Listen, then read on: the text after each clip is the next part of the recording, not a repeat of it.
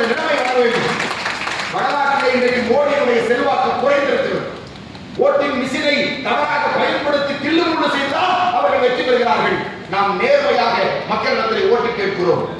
5 ஆண்டு காலம் இந்த ஆட்சி நல்லாட்சியாக இருந்திருக்கிறது. நிறைய காரியங்களை நாம் செய்திருக்கிறோம். அனைத்து மக்களும் சமாதானமாக வாழ்வதற்கு நாம் வழிவகை செய்திருக்கிறோம். கடைசி நேரத்திலே திருப்பரங்குன்றம் கோயிலை பயன்படுத்தி, தர்காவை பயன்படுத்தி ஒரு கலவரத்தை அவர்கள் தூண்டுவதற்கு முயற்சி செய்தார்கள். திராவிட முன்னேற்ற கழகத்துடைய தலைவர், தமிழ்நாட்டுடைய முதலமைச்சர் மு.க. ஸ்டாலின் அவர்கள் ராஜதந்திரத்தோடு அதை அணுகி அந்த கலவரத்தை முறியடித்தார்கள். அதற்குத்தான் நாங்கள் உதயசூரியன் சின்னத்திற்கு ஓட்டு போட போகிறோம்.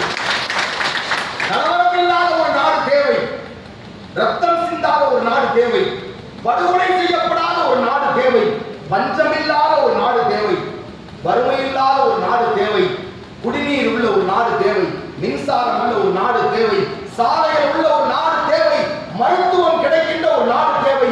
அது வேற எங்கேயும் இல்லை, தமிழ்நாட்டில் நிறைந்திருக்கிறது. அதை மு.க. ஸ்டாலின் கையிலே கொடுக்கும். வடநாட்டிலே இருந்து வேலைக்கு வருகிறார்கள் தமிழ்நாட்டில். வடநாட்டிலே 200 ரூபாய் கூலி ஒரு மனிதனுக்கு. வடநாட்டில் 200 ரூபாய் தான் கூலி. தமிழ்நாட்டில் எவ்வளவு தெரியுமா கூலி? 1000 ரூபாய். எது வளர்ந்திருக்கிறது? தமிழ்நாடு வளர்ந்திருக்கிறது. வடநாடு தேய்ந்து கொண்டிருக்கிறது. என்ன காரணம்? அவர்கள் மனிதனை மனிதனாக பார்ப்பதில்லை. கொள்ளையர்களின் கையிலே அந்த ஆட்சி நடைபெற்றுக் கொண்டிருக்கிறது. மத வைத்தியக்காரர்கள் உத்தரப்பிரதேசத்தையும் சத்தீஸ்கரையும் ஆட்சி செய்து கொண்டிருக்கிறார்கள். மனித நேயத்தில் உள்ளவர்கள் தமிழ்நாட்டை ஆட்சி செய்து கொண்டிருக்கிறார்கள். அதனால்தான் உரியவர்களுக்கு உரிய கூலி வழங்கப்படுகிறது. லட்சக்கணக்கான வடநாட்டு சகோதரர்கள் இங்கே வாழ்ந்து கொண்டிருக்கிறார்கள். ஏதாவது பிரச்சனை இருக்கா? இந்திக்காரன் என்று யாரையாவது நாம் அடிக்கிறோமா? மலையாளி என்றோ தெலுங்கு என்றோ நாம் பார்க்கிறோமா? ஆனால் வடநாட்டிலே உத்தரப்பிரதேசத்திலே மும்பையிலே தமிழன் என்றால் அடிக்கிறான், தமிழன் என்றால் சிதைக்கிறான், அடிக்கிறான், வாழ முடியாத சூழ்நிலையை ஏற்படுத்துகிறான். ஆனால் அந்த பேதமை எங்களுக்கு இல்லை. எல்லோரையும் நாம் இந்தியர்களாக பார்க்கிறோம். திராவிட முன்னேற்ற கழகத்துடைய திராவிட மாடல் அரசு அதை செய்யும். எனவே இனி உள்ள காலம் திராவிட மாடல் ஆட்சி தமிழ்நாட்டிலே நீடிக்க வேண்டும். அதில் நீங்களும் நானும் அங்கமாக இருக்க வேண்டும்.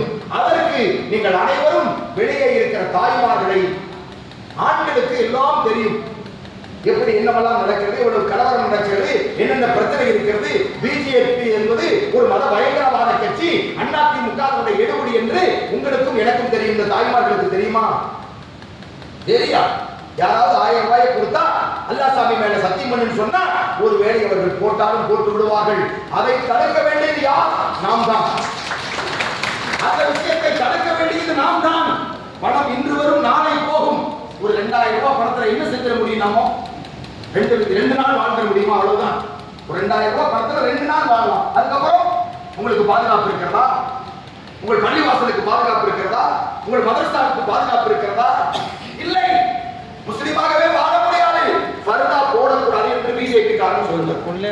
ஃபர்தா போடக்கூடாது என்றால் யாரை? மோடிக்கு ஃபர்தா போடக்கூடாதா? அப்போ எங்கள் தாய்மார்கள் ஃபர்தா போடக்கூடாது என்றால் அந்த ஃபர்தாவை வாங்கி மோடிக்கு போட்டுடலாமா? அமித்ஷாவுக்கு போட்டுடலாமா? எடப்பாடி பழனிசாமிக்கு போட்டுடலாமா? உடை கலாச்சாரத்தை எப்படி எதிர்க்க முடியும்? அது ஒரு மனிதனுடைய அடிப்படை உரிமை. நான் என்ன ஆடை உடுக்க வேண்டும் என்பதை ஒன்றிய அரசு தீர்மானித்தால் அந்த ஒன்றிய அரசை குப்பையிலே தள்ளுகிற காலத்தை இந்த தமிழ்நாடு உருவாக்கும். எனவே அறிவார்ந்த ஒரு சமுதாயம், ஆளுமைமிக்க சமுதாயமாக தமிழ்நாட்டில் நாம் மாற வேண்டும். நீங்கள் ஒவ்வொருவரும் அதிகாரத்தை கையெழுப்பவர்களாக மாற வேண்டும். நாம் எல்லோரும் அரசியல்வாதிகள், ஆண்களும் பெண்களும் எல்லோரும். யாரெல்லாம் நன்மையை சிந்திக்கிறார்களோ, யாரெல்லாம் மனித குலத்திற்கு நன்மையை நாடுகிறார்களோ அவர்கள் எல்லோருமே அரசியல்வாதிகள் தான். அந்த அரசியலை, நல்ல அரசியலை இந்த மக்களுக்கு கற்றுக் கொடுக்க வேண்டும் என்று சொல்லி நம்முடைய தலைவர் எம்.எச். ஜவாஹிர் அவர்கள் பிரச்சாரம் செய்து கொண்டிருக்கிறார்கள். அந்த அடிப்படையிலே மனிதநேய மக்கள் கட்சி இன்றைக்கு நம்முடைய சண்முகம் வேட்பாளரை இந்த இடத்திலே ஆதரித்திருக்கிறது. நீங்கள் ஒவ்வொருவரும் பிரச்சாரகராக மாறி 25,000 ஓட்டு வித்தியாசத்தில் அண்ணன் சண்முகம் அவர்களை வெற்றி பெற செய்ய வேண்டும் என்று கேட்டு நல்ல வாய்ப்புக்கு நன்றி கூறி விடைபெறுகிறேன். நன்றி.